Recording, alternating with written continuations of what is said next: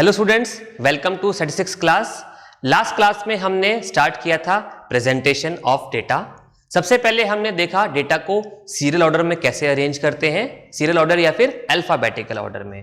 Then हमने देखा कि हम डेटा को असेंडिंग या डिसेंडिंग ऑर्डर में भी अरेंज कर सकते हैं और इसे हमने बोला एरे।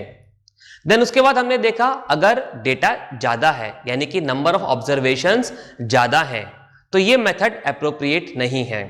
अगर नंबर ऑफ ऑब्जर्वेशंस ज्यादा है और कुछ वैल्यूज रिपीट हो रही हैं देन हम यूज करते हैं फ्रीक्वेंसी डिस्ट्रीब्यूशन मेथड। तो हमने लास्ट क्लास में discrete frequency distribution method discuss किया था जिसमें हमने टैली मार्क्स की हेल्प से डेटा को प्रेजेंट किया था।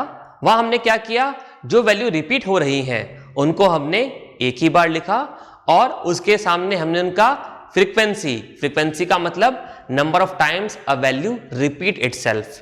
तो हमने एक ऑब्जर्वेशन को एक ही बार लिखा, एक सिंगल वैल्यू को एक बार लिखा और उसके सामने वो जितनी बार रिपीट हो रही है उसको हमने रिपीटिशन को फ्रीक्वेंसी वाले कॉलम में प्रेजेंट किया।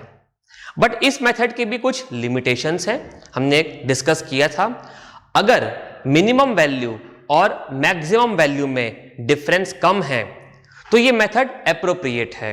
जब हमने frequency distribution method last class में डिस्कस किया तो हमने देखा कि हम डेटा को असेंडिंग ऑर्डर में अरेंज करते हैं, जो वैल्यूज हैं हम उसे असेंडिंग ऑर्डर में अरेंज करेंगे एंड देन हम उसके सामने उनका फ्रीक्वेंसीज लिखेंगे। लेकिन अगर मिनिमम वैल्यू और मैक्सिमम वैल्यू में डिफरेंस ज्यादा है तो ये मेथड थोड़ा सा लेंदी हो जाएगा और इनएप्रोप्रिएट होगा। तो हम एक एग्जांपल देखते हैं जिसमें कि नंबर ऑफ ऑब्जर्वेशंस ज्यादा है, मिनिमम और मैक्सिमम वैल्यू के बीच में डिफरेंस ज्यादा है। हम इस एग्जांपल को पहले डिस्क्रीट फ्रीक्वेंसी डिस्ट्रीब्यूशन मेथड से प्रेजेंट करते हैं और देखते हैं कि हमें क्या प्रॉब्लम्स आई। तो मैं एक एग्जांपल बोर्ड पर लिखता हूं आपके सामने।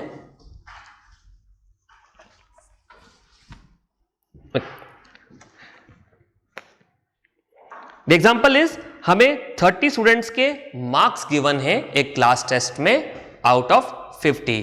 30 स्टूडेंट्स का टेस्ट हुआ आउट ऑफ 50 और उनके मार्क्स जो आए वो हमें गिवन है और हमें इन्हें प्रेजेंट करना है फ्रीक्वेंसी डिस्ट्रीब्यूशन मेथड से। Okay, so the marks are as follows.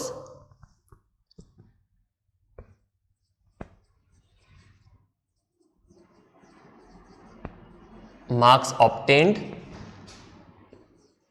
by 30 students out of 50. Okay, so the marks are 39, 25, 5, 33, 19, 21, 12, 41, 12, 21, 19, 1, 10,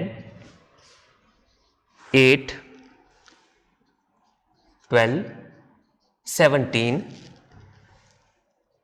19, 17, 17, 41, 40, 12, 41, 33, 19, 21, 33, 5, 1 and 21। तो एक बार काउंटिंग कर लेते हैं। 1 2 3 4 5 6 7 8 9 10 11 12 13 14 15 16 17 18 19 20 21 22 23 24 25 26 27 28 29 30। तो हमें 30 स्टूडेंट्स के मार्क्स गिवन है out of 50 in a class test. अब हमें इस डेटा को, ये एक रॉ डेटा है और हमें इसको प्रेजेंट करना है फ्रीक्वेंसी डिस्ट्रीब्यूशन मेथड से। तो हम इसको डिस्क्रीट फ्रीक्वेंसी डिस्ट्रीब्यूशन मेथड से प्रेजेंट करते हैं और देखते हैं कि हमें क्या प्रॉब्लम आई और कैसे हम उस प्रॉब्लम को सॉल्व कर सकते हैं ओके, तो फ्रीक्वेंसी डिस्ट्रीब्यूशन मेथड, सबसे पहले हम क्या करते हैं, हम जो डेटा हमें गिवन है वो लिखेंगे। हमें क्या गिवन है, मार्क्स गिवन है, हमें स्टूडेंट्स के मार्क्स गिवन है। तो जो पहला कॉलम होगा वो कौन सा होगा, मार्क्स का।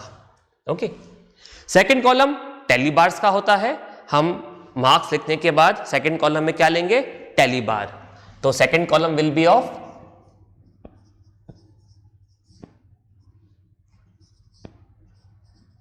Tally bars and third column is of frequency. तो यहां पर मैंने लिख दिया फ्रीक्वेंसी। ओके, तो अब हम क्या करेंगे, इंक्रीजिंग ऑर्डर में हमें मार्क्स लिखने हैं। तो हम सबसे पहले सबसे छोटा वैल्यू देखेंगे हम। तो अगर आप इस डेटा में देखें तो सबसे छोटा वैल्यू जो आपको मिलेगा वो मिलेगा 1। ओके, तो हम सबसे पहले मार्क्स वाले कॉलम में क्या लिखेंगे, 1। अब हमें ये देखना है कि ये 1 कितने टाइम रिपीट हो रहा है। तो सबसे पहले मुझे एक वैल्यू तो यहीं पर मिल गया, तो हम यहां पर टैली बार कॉलम में एक बार लगा देंगे। ओके, देन 1 हमें एक और बार मिल रहा है, मैं सर्कल कर रहा हूं ताकि हमें मालूम रहे कि इस वैल्यू को हमने कंसीडर कर लिया है। तो 1 हमें एक और बार मिला, तो हमने यहां पर एक और बार लगा दिया। अब हमें 2 बार मिले, इसका मतलब 1 का फ्रीक्वेंसी कितना हो गया, 2। 1 2 टाइम्स रिपीट हो रहा है, तो हमने फ्रीक्वेंसी वाले कॉलम में लिख दिया 2। अब 1 के बाद हम सेकंड वैल्यू देखें जो कि 1 से बड़ी है, सेकंड लार्जेस्ट वैल्यू। तो सेकंड लार्जेस्ट वैल्यू आपको इसमें मिलेगी 5। तो 5 एक टाइम हमें मिल गया, फर्स्ट टाइम मिला तो हमने यहां पे 5 लिखा, और क्योंकि फर्स्ट टाइम मिल गया तो हमने यहां पर एक बार भी लगा दिया। अब देखते कि क्या 5 दोबारा इसमें रिपीट हो रहा है। यस, 5 एक और बार रिपीट हो रहा है, तो हमने यहां पर एक बार और लगा दिया। इसके बाद 5 नहीं रिपीट हो रहा है, तो क्योंकि हमें यहां पर टैली बार कॉलम में 2 बार्स मिले, तो हमने यहां पे फ्रीक्वेंसी लिख दिया इसका भी 2। Then third value, third largest value आपको मिलेगा इसमें 8। तो 8 हमें फर्स्ट टाइम मिला, तो हमने यहां पर 8 लिखा, और क्योंकि फर्स्ट टाइम मिल गया तो हमने यहां पर एक बार लगा दिया। देन इसके बाद देखते हैं कि क्या 8 रिपीट हो रहा है। नहीं, 8 अब रिपीट नहीं हो रहा है, एक ही बार आ रहा है। तो क्योंकि एक ही बार मिला तो हमने फ्रीक्वेंसी वाले कॉलम में 1 लिख दिया।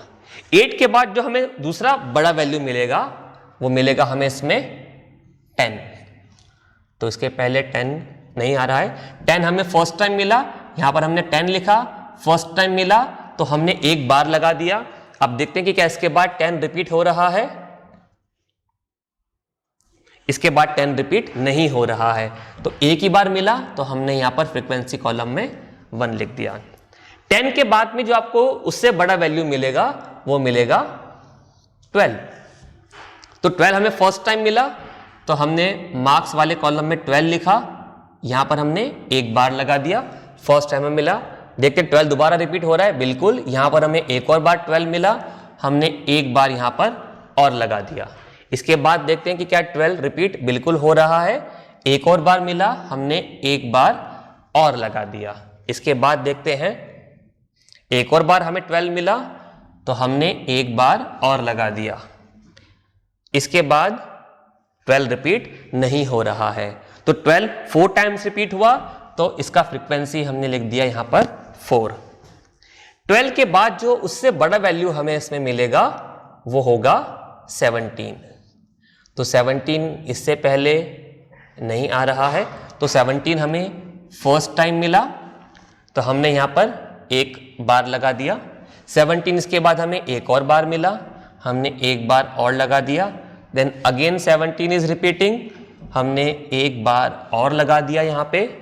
इसके बाद देखते हैं कि क्या 17 रिपीट हो रहा है, नहीं हो रहा है, तो 17 3 टाइम्स रिपीट हो रहा है, तो हमने यहां पर फ्रीक्वेंसी में 3 लिख दिया। देन 17 के बाद में जो इससे बड़ा वैल्यू आपको मिलेगा वो मिलेगा 19। तो 19 हमें फर्स्ट टाइम मिला, यहां पे हमने 19 लिखा, हमने एक बार लगाया यहां पे।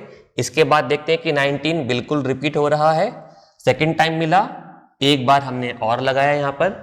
इसके बाद अगेन 19 रिपीट हो रहा है, थर्ड बार हमने लगाया। इसके बाद देखते हैं यस एक और बार 19 रिपीट हो रहा है, हमने एक बार और लगाया। तो 19 भी यहां पर 4 टाइम्स रिपीट हो रहा है, तो हमने फ्रीक्वेंसी में इधर 4 लिख दिया।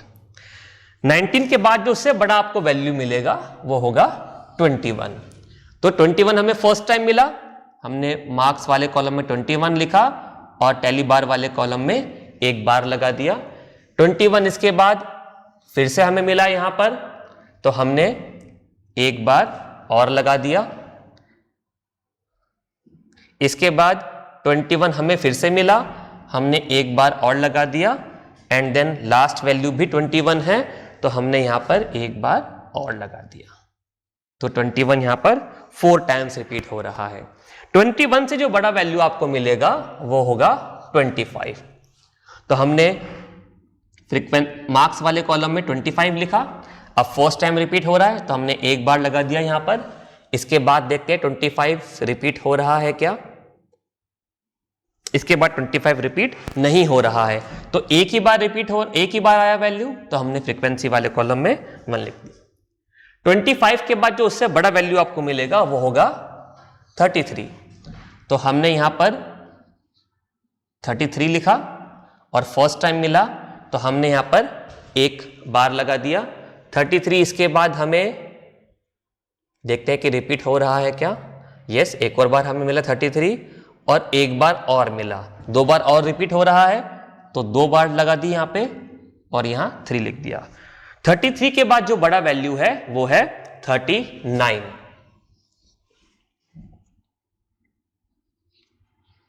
39 फर्स्ट टाइम रिपीट हो रहा है। इसके बाद देखते हैं कि 39 रिपीट हो रहा है क्या, नहीं 39 एक ही बार रिपीट हो रहा है, तो हमने यहां पर फ्रीक्वेंसी वाले कॉलम में 1 लिख दिया। 39 के बाद जो वैल्यू है उससे बड़ा वैल्यू वो हमें मिलेगा यहां पर 40।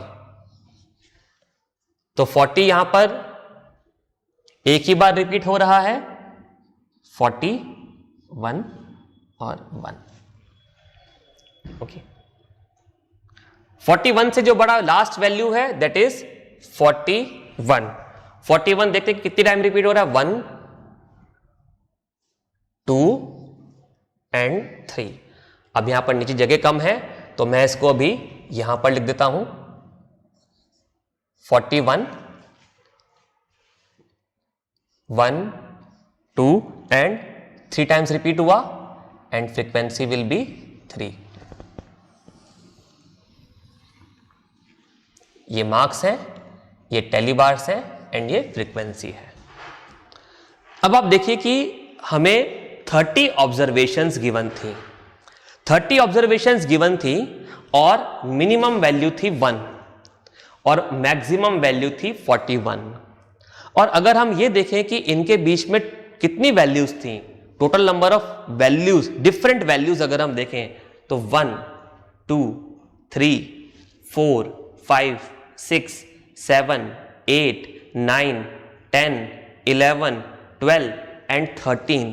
हमारे पास 13 डिफरेंट वैल्यूज थी जिसे हमें यहां पर जिन्हें हमने यहां पर प्रेजेंट किया। तो ये मेथड थोड़ा सा लेंदी मेथड हो गया और क्या हुआ कि आपके पास एंट्रीज बहुत ज्यादा हो गई। आपके पास 13 डिफरेंट एंट्रीज आपको करनी पड़ी इन 30 ऑब्जर्वेशंस को प्रेजेंट करने के लिए। अब ये तो 30 स्टूडेंट्स के मार्क्स थे और आउट ऑफ 50 थे। सपोज हमें 100 स्टूडेंट्स के मार्क्स गिवन हो और आउट ऑफ 100।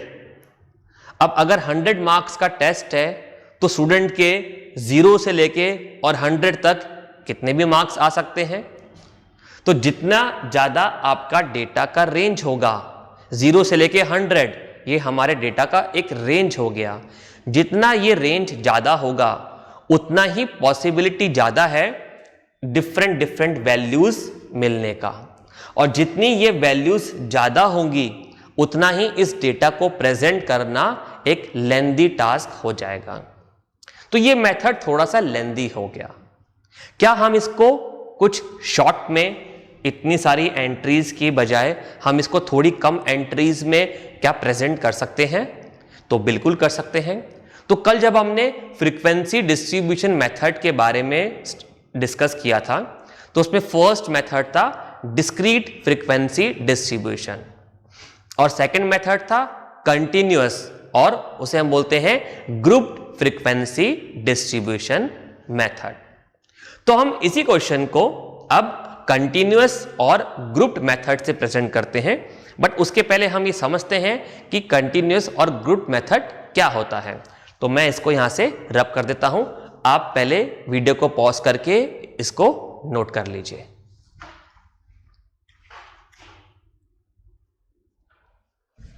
ओके, तो अब मैं इसको यहां से रब कर देता हूं।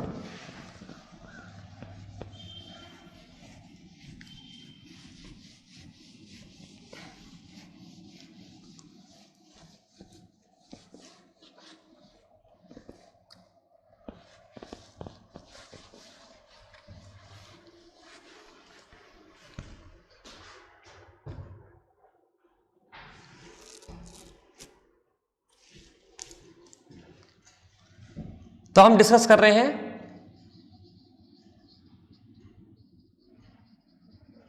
कंटिन्यूअस और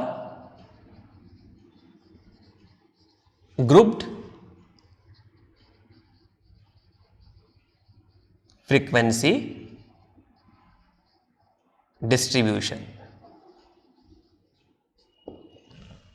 नाउ जब हमने discrete frequency distribution method discuss किया था तो हमने देखा था कि वहां पे डिस्क्रीट वर्ड का मतलब क्या था? डिस्टिंक्ट और सेपरेट वैल्यू। ये जो डेटा हमें गिवन था, यहां पर जितनी भी वैल्यूज हैं हमने हर सेपरेट वैल्यू को, हर डिस्टिंक्ट वैल्यू को यहां पर प्रेजेंट किया था। जैसे कि ये वैल्यू है 39, तो हमने जब इसको प्रेजेंट किया तो वहां पर भी 39 एक वैल्यू था, और क्योंकि 39 एक से ज्यादा बार शायद रिपीट हो रहा था या अगर एक ही बार भी रिपीट हो रहा था, तो अगर कोई वैल्यू एक से ज्यादा बार भी रिपीट हो रहा है तो वो वैल्यू को तो हमने लिखा था, बस क्योंकि वो बार बार रिपीट हो रहा था तो हमने उसको एक ही बार लिखा और उसके सामने उसका फ्रीक्वेंसी लिख दिया। लेकिन जो वैल्यू था वो हमने जरूर लिखा। तो यहां पर ऐसा कोई भी वैल्यू नहीं था जो कि हमारे डेटा प्रेजेंटेशन में नहीं है। जितनी भी यहां वैल्यूज थी वो सारी हमने यहां पर प्रेजेंट करी। जितनी भी यहां डिस्टिंक्ट वैल्यूज हैं वो सब हमारे प्रेजेंटेशन में थी, तो इसीलिए हमने इसको बोला डिस्क्रीट फ्रीक्वेंसी डिस्ट्रीब्यूशन। अब हम बात कर रहे हैं कंटिन्यूअस और ग्रुप्ड फ्रीक्वेंसी डिस्ट्रीब्यूशन। ना कंटिन्यूअस डेटा का मतलब data with in a range. The word continuous, it means in a range or class interval।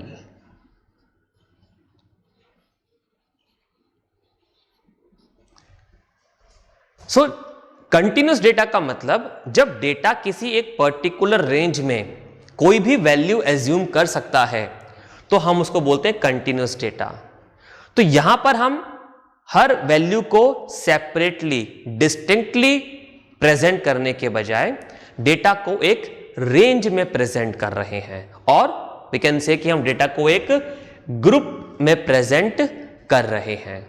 तो अभी हमने हर वैल्यू को सेपरेटली प्रेजेंट किया, हर डिस्टिंक्ट वैल्यू को हमने यहां पर अलग से प्रेजेंट किया, लेकिन अब हम ऐसा नहीं करेंगे। क्यों नहीं करेंगे? क्योंकि जब हमने हर वैल्यू को सेपरेटली प्रेजेंट किया तो हमने देखा कि नंबर ऑफ एंट्रीज बहुत ज्यादा थी। ये बोर्ड भी थोड़ा कम पड़ गया मुझे डेटा को प्रेजेंट करने के लिए, तो नंबर ऑफ एंट्रीज क्योंकि बहुत ज्यादा हो गई तो हमें डेटा को कंप्रेस करना है। अब हमें उसको शॉर्ट फॉर्म में, कम जगह में प्रेजेंट करना है, कम एंट्रीज में प्रेजेंट करना है। तो ऐसा करने के लिए हम क्या करेंगे? हम डेटा को ग्रुप्स में डिवाइड कर देंगे, या हम डेटा को एक रेंज में या क्लास इंटरवल में डिवाइड कर देंगे। कैसे करेंगे? आइए हम इसी एग्जांपल से देखते हैं।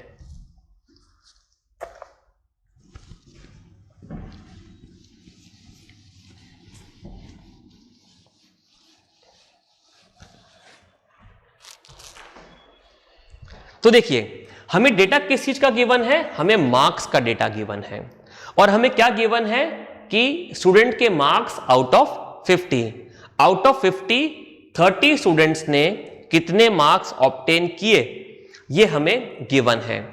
तो हमारे पास में डेटा का रेंज क्या हो गया, मार्क्स, क्योंकि 50 मार्क्स का टेस्ट है तो 0 से लेके 50 के बीच में कितने भी मार्क्स किसी स्टूडेंट के आ सकते हैं। तो हमारे पास में डेटा का रेंज, हम अगर रेंज की बात करें तो 0 से लेके 50 का एक रेंज मिल गया। अब मैं क्या करता हूं, ये जो रेंज है इसको मैं 5 पार्ट्स में डिवाइड कर देता हूं। हम इसको कितने भी पार्ट्स में डिवाइड कर सकते हैं, 10 पार्ट्स में भी डिवाइड कर सकते हैं, 25 पार्ट्स में भी डिवाइड कर सकते हैं, बट अगेन हमें कम से कम पार्ट्स में इसको डिवाइड करना है। क्यों? प्रॉब्लम वही है कि जब हमने डेटा को डिस्क्रीट फ्रीक्वेंसी डिस्ट्रीब्यूशन के फॉर्म में प्रेजेंट किया तो हमें बहुत सारी एंट्रीज मिल गई, तो हमें एंट्रीज को कम करना है। एंट्रीज को क्योंकि कम करना है तो हम इसके बहुत ज्यादा पार्ट्स नहीं करेंगे। अब आप देखिए कि हमारे पास में डेटा का जो रेंज है 0 से लेके 50 का है, ये मार्क्स हैं, 0 से लेके 50 मार्क्स के बीच में किसी स्टूडेंट के मार्क्स आ सकते हैं। तो मैं काम करता हूं कि इस डेटा को मैं 5 पार्ट्स में डिवाइड कर देता हूं। कैसे डिवाइड कर देता हूं? मैं एक काम करता हूं, पहला पार्ट 0 से लेके 10 मार्क, 0 से लेके 10 मार्क मैंने पहला पार्ट ले लिया, फिर 10 से लेके 20 ले लिया मैंने second part, okay, then 20 to 30, okay, then 30 to 40 and then 40 to 50।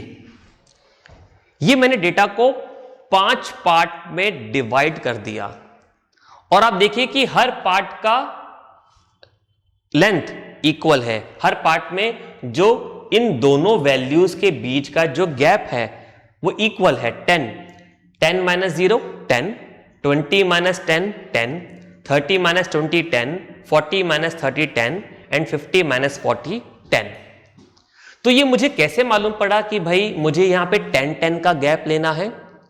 तो कैसे मालूम पड़ा? हमारा जो डेटा का रेंज था वो क्या था, 0 to 50, 0 to 50।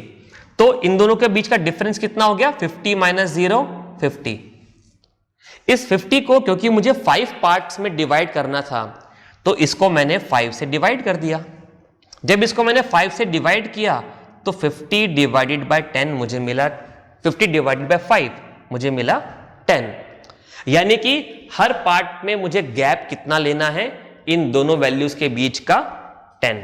तो हमने इस रेंज को नंबर ऑफ पार्ट से डिवाइड करके ये रेंज मालूम कर लिया।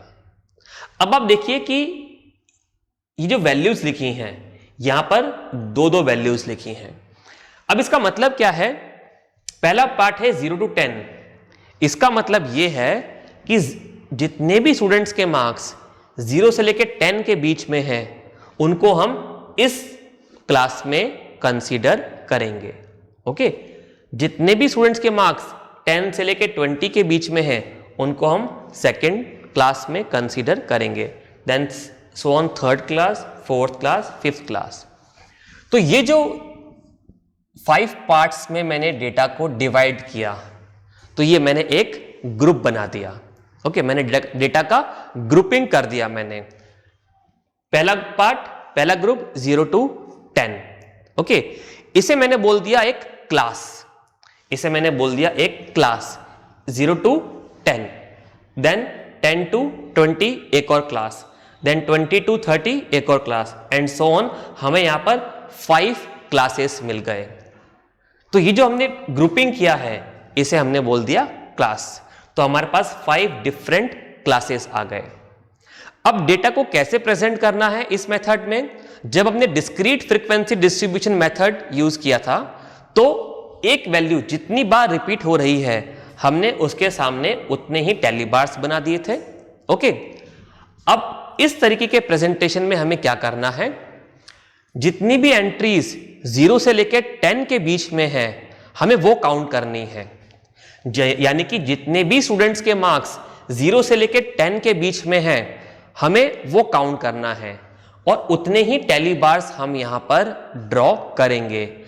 यानी कि हम एक इंडिविजुअल या सेपरेट वैल्यू को कंसीडर करने के बजाय एक पूरे ग्रुप को यहां पर कंसीडर कर रहे हैं कि 0 से लेकर 10 के बीच में कितने स्टूडेंट्स के मार्क्स थे, हम उसको यहां पर लिखेंगे।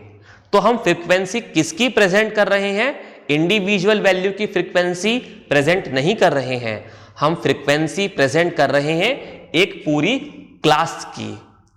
तो क्योंकि हमने यहां पर डेटा को क्लासेस में डिवाइड कर दिया, और इस क्लास का मतलब क्या है कि 0 से लेकर 10 के बीच में जितनी भी वैल्यूज हैं वो सब इस क्लास में कंसीडर हो गई।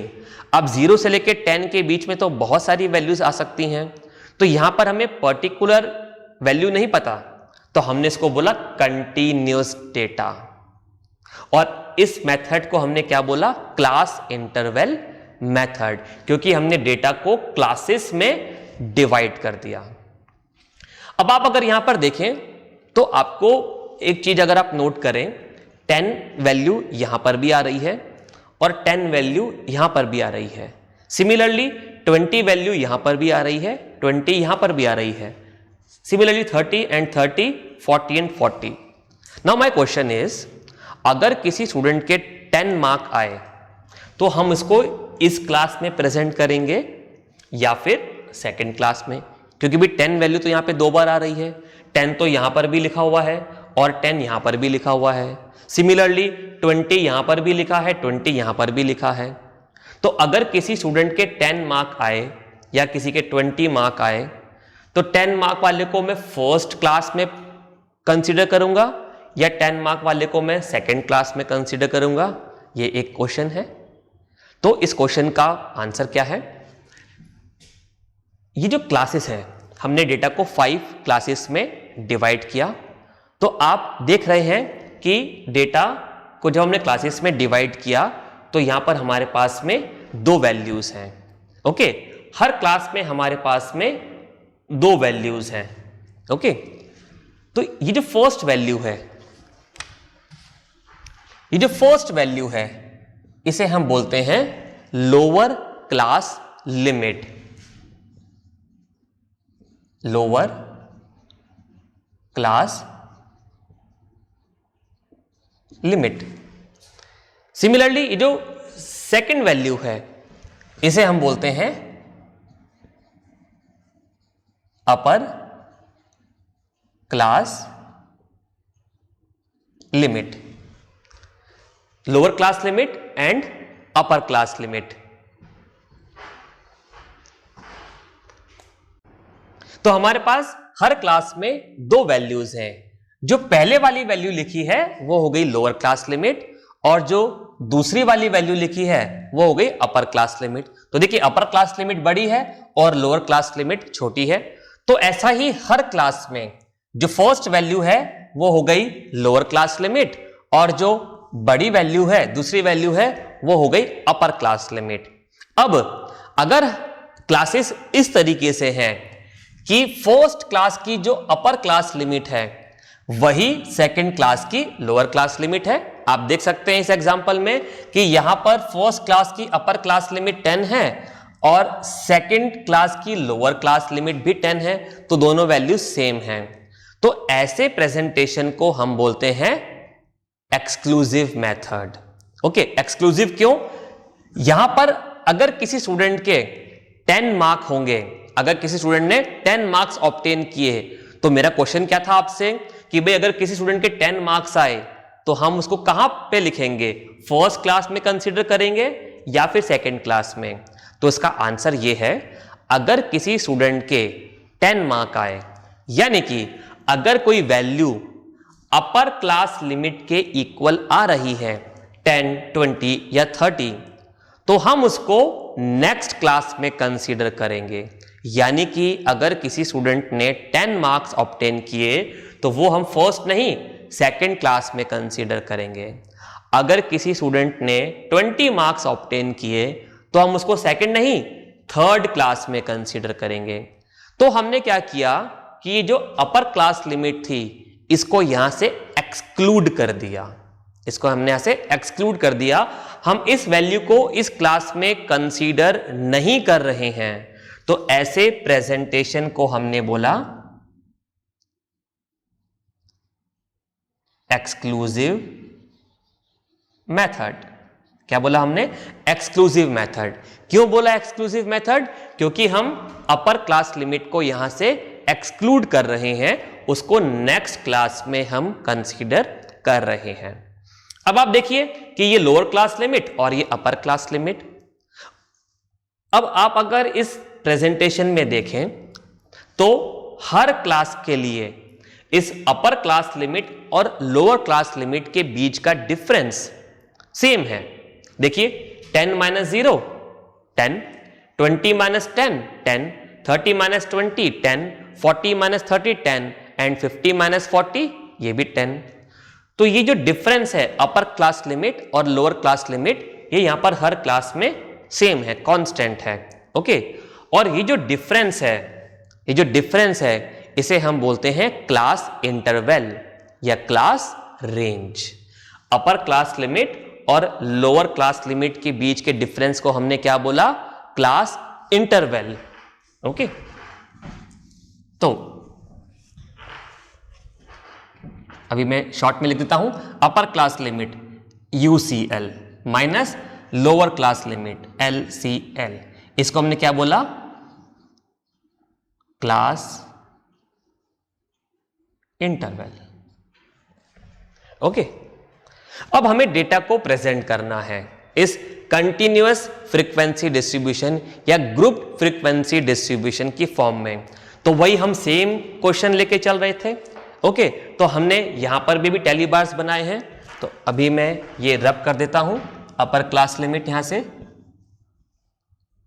लोअर क्लास लिमिट भी मैं रब कर देता हूं। ओके, अब मुझे इसी डेटा को प्रेजेंट करना है कंटिन्यूअस फ्रीक्वेंसी डिस्ट्रीब्यूशन की फॉर्म में। तो अब हम यहां पर क्या काउंट करेंगे? हम यहां पर ये देखेंगे इस डेटा में कि कितने स्टूडेंट्स के मार्क्स 0 या उससे ज्यादा हैं लेकिन 10 से कम है, क्योंकि 10 तो हम यहां कंसीडर नहीं करेंगे, अभी अपन ने डिस्कस किया एक्सक्लूसिव मेथड है ये। ओके, तो 0 या उससे ज्यादा लेकिन 10 से कम, वो वाले मार्क हमें काउंट करने हैं। तो देखिए करते हैं। अब मैं यहां पे क्रॉस करते जाऊंगा ताकि हमें मालूम पड़ जाए कि हमने इस डेटा को कंसीडर कर लिया है। तो देखिए 5 एक वैल्यू मिल गई, तो मैंने यहां पे एक टेली बार बना दिया। 5 के बाद हम आगे चले तो 1 हमें मिल गया, ये भी इसी रेंज में है। एक और देखिए 10 आ गया, पर 10 को कंसीडर अपने को नहीं करना है, 10 अगली क्लास में कंसीडर होगा। ओके, 8 को हम कंसीडर करेंगे, तो ये थर्ड टेली बार मैंने बना दिया। देन इसके आगे हम चले 5 को भी हम कंसीडर करेंगे। ओके, और 1। अब क्योंकि 4 टेली बार बन गए, तो अब मैं एक बार चेक करते हैं कोई वैल्यू छूट गई क्या। 5 हमने कंसीडर कर लिया है, 1 कंसीडर हमने कर लिया है, 8 कर लिया है,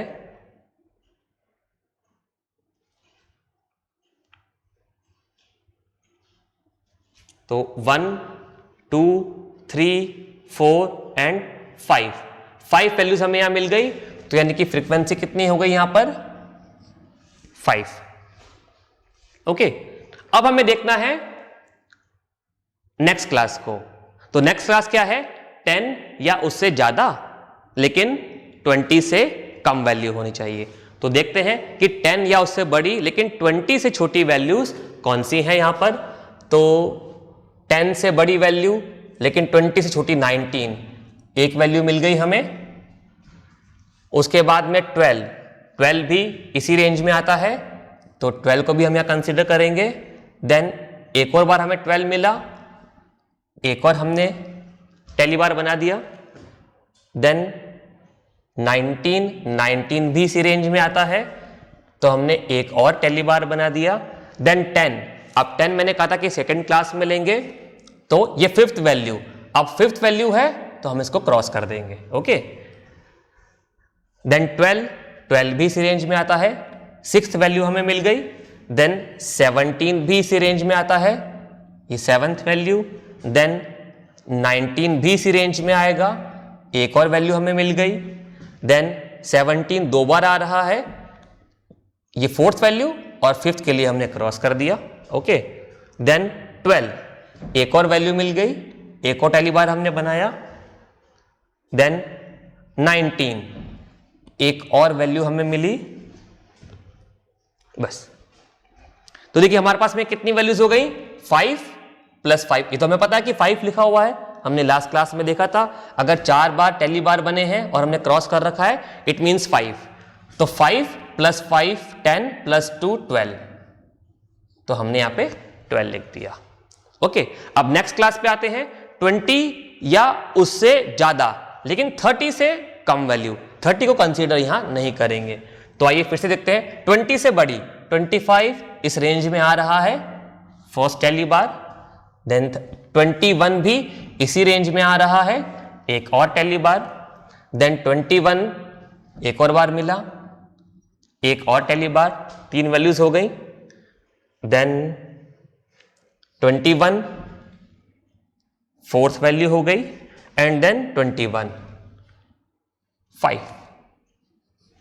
तो 5 वैल्यूज हमें मिली, 1 2 3 4, फिफ्थ वैल्यू के लिए हमने टैली बार को क्रॉस कर दिया।